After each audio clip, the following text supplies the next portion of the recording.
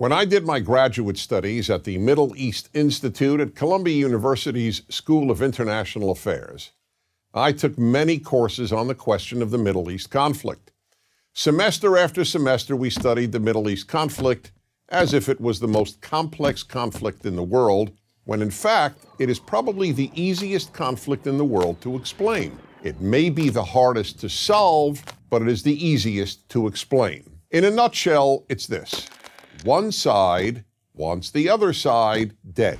Israel wants to exist as a Jewish state and to live in peace. Israel also recognizes the right of Palestinians to have their own state and to live in peace. The problem, however, is that most Palestinians and many other Muslims and Arabs do not recognize the right of the Jewish state of Israel to exist.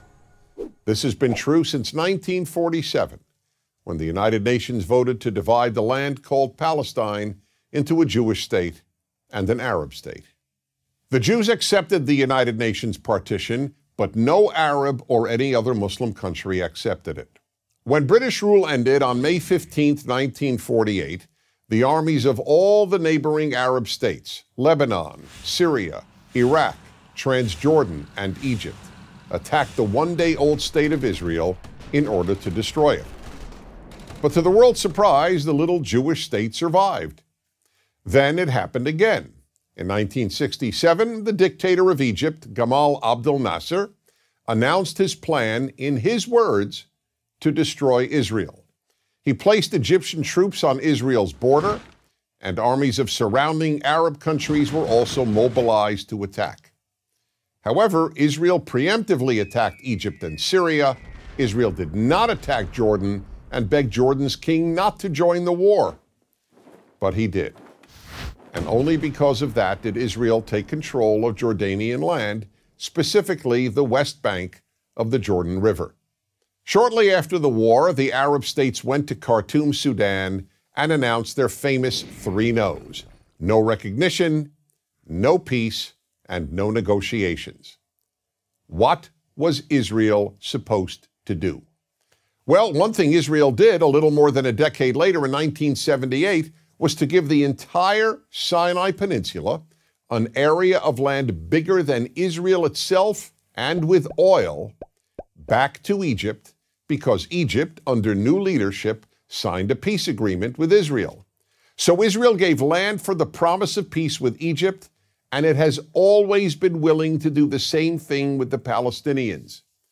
All the Palestinians have ever had to do is recognize Israel as a Jewish state and promise to live in peace with it.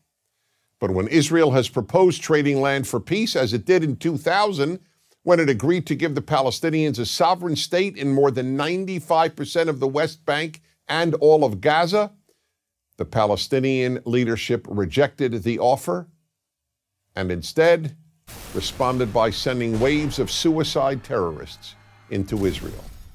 Meanwhile, Palestinian radio, television, and school curricula remain filled with glorification of terrorists, demonization of Jews, and the daily repeated message that Israel should cease to exist. So it's not hard to explain the Middle East dispute. One side wants the other dead.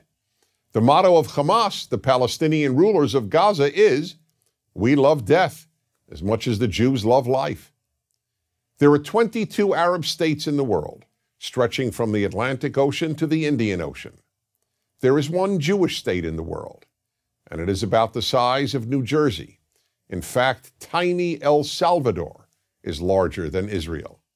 Finally, think about these two questions. If tomorrow Israel laid down its arms and announced, "We will fight no more," what would happen? And if the Arab countries around Israel laid down their arms and announced, "We will fight no more," what would happen? In the first case, there would be an immediate destruction of the state of Israel and mass murder of its Jewish population. In the second case, there would be peace the next day. As I said at the outset, it is a simple problem to describe.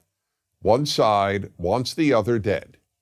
And if it didn't, there would be peace. Please remember this. There has never been a state in the geographic area known as Palestine that was not Jewish. Israel is the third Jewish state to exist in that area. There was never an Arab state, never a Palestinian state, never a Muslim or any other state. That's the issue. Why can't the one Jewish state the size of El Salvador be allowed to exist? That is the Middle East problem. I'm Dennis Prager.